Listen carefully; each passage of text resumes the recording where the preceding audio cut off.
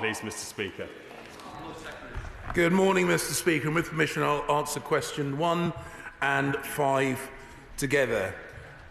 I regularly engage with our NATO allies, including most recently at the NATO Foreign Ministers meeting, which was held on 31st of May to the 1st of June in Oslo, where the UK demonstrated our continued solidarity with Ukraine and preparations for the upcoming Vilnius Leaders Summit.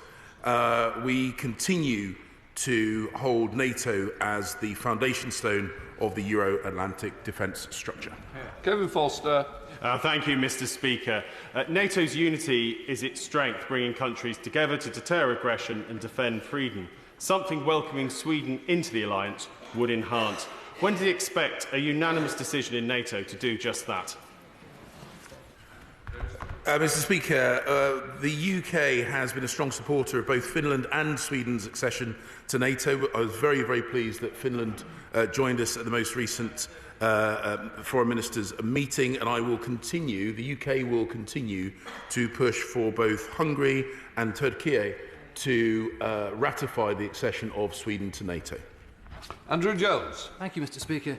I was very pleased to hear the Prime Minister confirmed that Ukraine's rightful place is within NATO.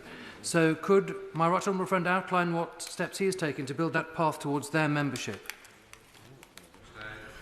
The commitment that was made at Bucharest some many years ago still stands. In the intervening years, Ukraine has demonstrated through their experience on the battlefield an increased coordination, an increased acceptance of NATO standards, NATO doctrine, and of course that has been driven by the training that the UK and other NATO allies have provided. That will inevitably have shortened the time between now and the point they become full members of NATO, but of course it is impossible for us to speculate when that will be, but I hope that it will be soon. Bill Rivers. Mr Speaker, our ambassadors play a skillful role in NATO, and I want to place on record my thanks to Fleur Thomas in Luxembourg, who hosted the NATO PA. She gave us an excellent briefing. But what assessment has the Foreign Secretary made on Sweden actually joining to strengthen NATO unity before the Vilnius summit? The UK's position has been clear on this.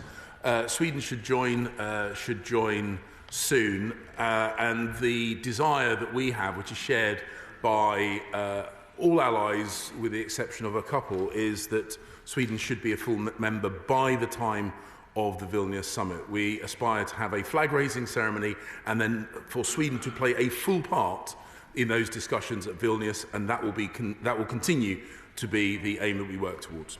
Angus Brendan McNeill. Thank you very much, Mr Speaker. When did the Foreign Secretary last engage with Hungary and Turkey on the matter of Swedish accession, and when will he next? And just how easy is it to stress the importance of Sweden being in NATO to them? What's the blockage? My last conversation with Turkey on this was at the NATO Foreign Ministers meeting in Oslo on the 1st of June. My most recent engagement with Hungary on this was the OSCD meeting in Paris just at the tail end of last week. Shadow Foreign Secretary David Lammy. Mr Speaker, as the NATO Secretary-General said last month, Ukraine's rightful place is in NATO, and over time our support will help make this possible. Does the Foreign Secretary agree with me that once, with our support, Ukraine has prevailed in its war against Russia's invasion, there can be no Minsk 3.0, and that Britain should play a leading role in securing Ukraine's path to join NATO? Well, I'm very glad that the honourable gentleman agrees with the government's position on this, that Ukraine's rightful place is within NATO. We have worked towards that aim. And our support, the training that we provided, the equipment that we provided, the advice that we provide, will all have helped to speed up the pathway from now to the point where Ukraine becomes a full member of NATO. SNP spokesperson Hans. Thank you, Mr Speaker. We'd all agree that NATO is the cornerstone of defence policy, and we support Sweden's membership, same as many other colleagues do.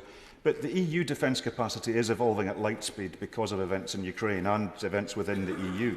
We're seeing with the peace instrument, the strategic compass and procurement policy, the UK really does risk being left behind in a lot of these discussions out with NATO. So is it not now time, surely, for a comprehensive security treaty between the UK and the EU to regulate these discussions? We enjoy a very strong series of bilateral relations with EU member states and a strong relationship with the EU at the corporate level. But I repeat, NATO is the foundation stone for the Euro-Atlantic defence structure. And this is a conversation that I've had with many of the foreign ministers from EU countries, and they agree. That is why we are committed to strengthening NATO. That is why at the Vilnius summit we do aspire to have Sweden as a full member. But we also need to progress the modernisation process for NATO to make sure that it continues to be fit for the future. That will be our aim. NATO is what keeps us safe in the Euro-Atlantic area. Number 2, please, Mr. Speaker.